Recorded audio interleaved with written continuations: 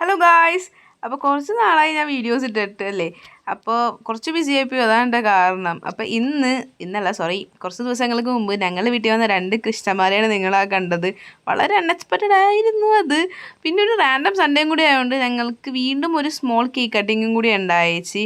അപ്പോൾ അവിടം വരെ പോയി. അവിടെ ചെന്നാൽ ഞങ്ങൾ എല്ലാവരും പ്രിറ്റി മച്ച് എക്സൈറ്റഡ് ആണ് for the arrival of A new member.